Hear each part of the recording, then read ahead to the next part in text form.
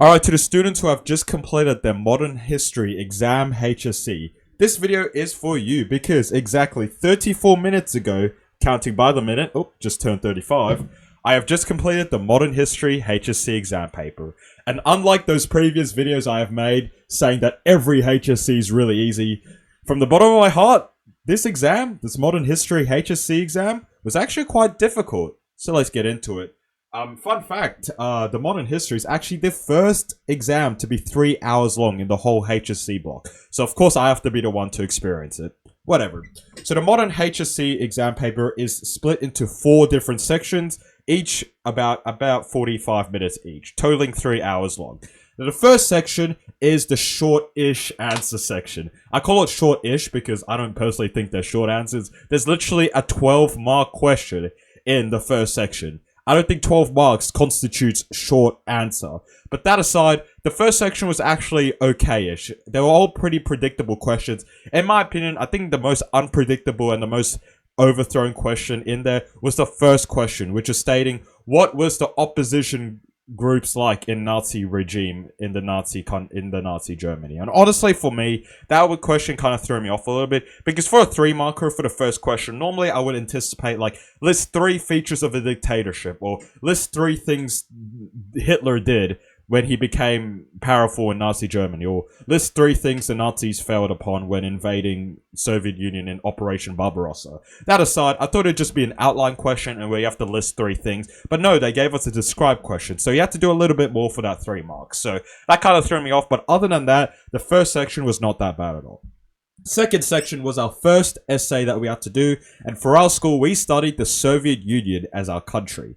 Now, there were 2 options. There were 2 options of questions that you had to choose from. Option 1 was basically a quote from an extract, basically stating that Bolshevik ideology was successfully implemented into the economic policies within the Soviet Union between 1927 and 1941.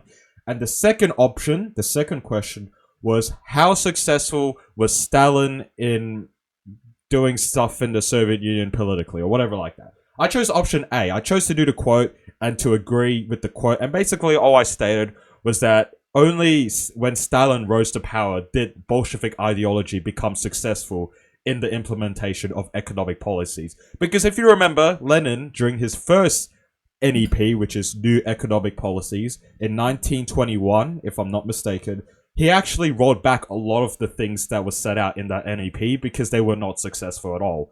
Lenin was not successful in establishing Bolshevik ideology within the economic policies because a lot of it was unsuccessful, the economy did not recover, and instead he reverted a lot of it. But once Stalin came into power, I'd said that it was quite successful because policies such as collectivization, industrialization, and other stuff in the NEP basically meant that, yeah, Bolshevik ideology was quite prevalent within economic policies within the Soviet Union.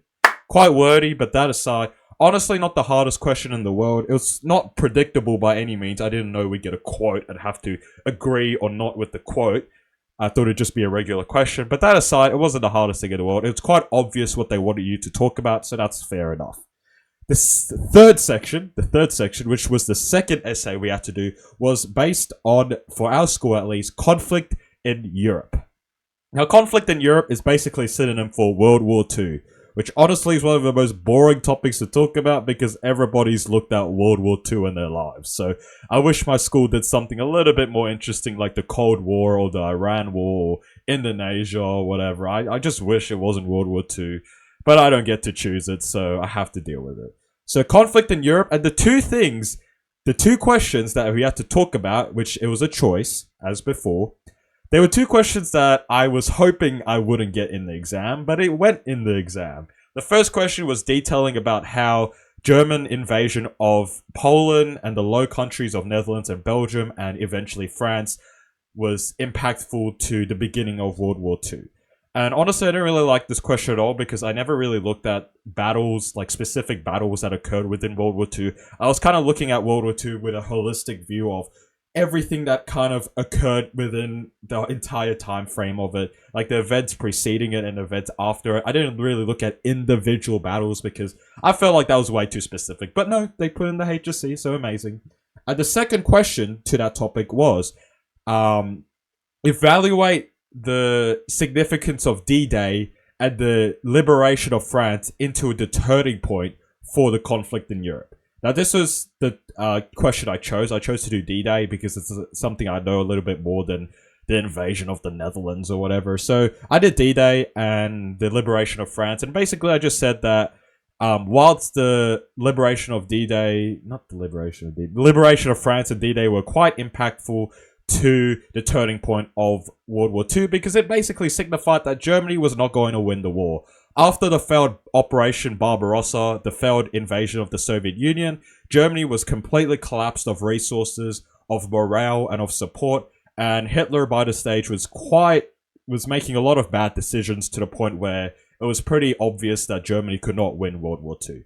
And I just said that D-Day reinforced the points that Germany could not win. Hitler made mistake of declaring war against USA for some reason. I don't know why he declared war against America, but that was a massive mistake because America then intervened in the war. So basically, yeah, all I just said was D-Day was the final nail in the coffin to Germany in World War II. That aside, though, I really wish we didn't get that kind of question because I never really looked at D-Day or specific battles in war, but whatever. It's okay. I think I did okay for that section. And for the final section, for section 4, it was a structured essay. And what it means by a structured essay is you get 3 smaller questions which sort of become an essay, but not if you put them together. And for our school, we looked at apartheid. I hate apartheid.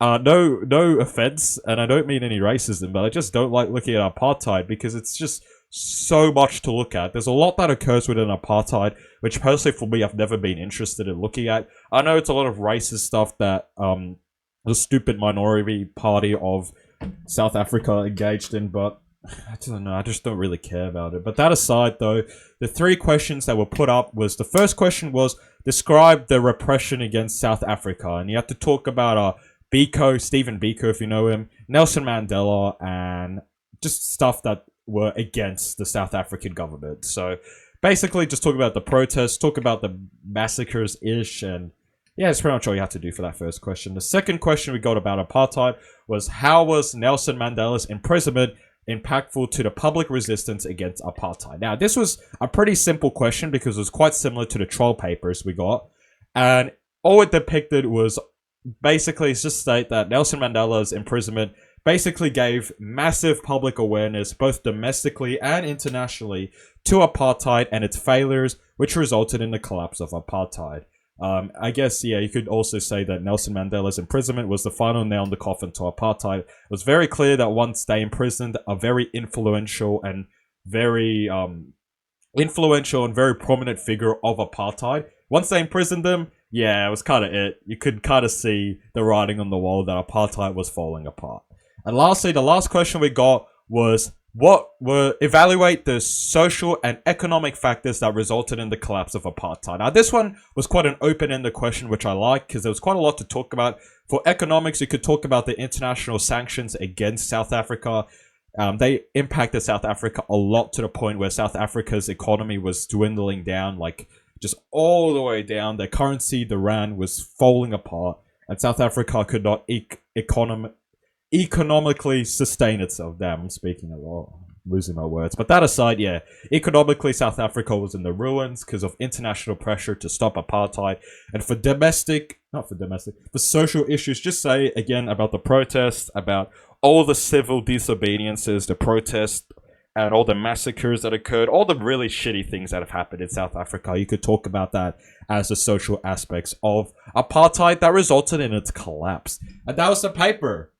Done. Why did I don't know. This is hand sanitizer. But that aside, that's the modern history paper done.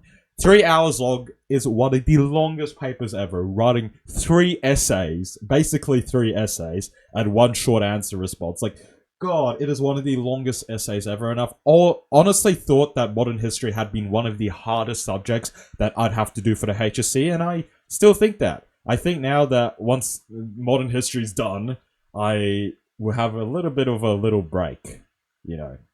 But that's not going to last long, because tomorrow is maths. Yep, maths. One of the other bigger ones, and it's 2.5 hours long, so it's quite a long one as well. Oh, that's cool. Watch this. I hope I didn't break my microphone from that, but that aside, yeah, math is tomorrow, and it's one of the biggest ones, so I'm gonna have to study for that tonight.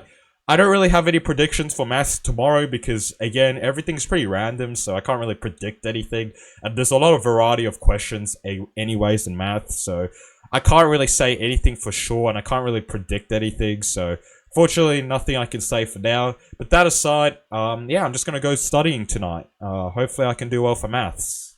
Hopefully. But yeah, I'll see you guys tomorrow for maths. See ya. I just swallowed some hand sanitizer.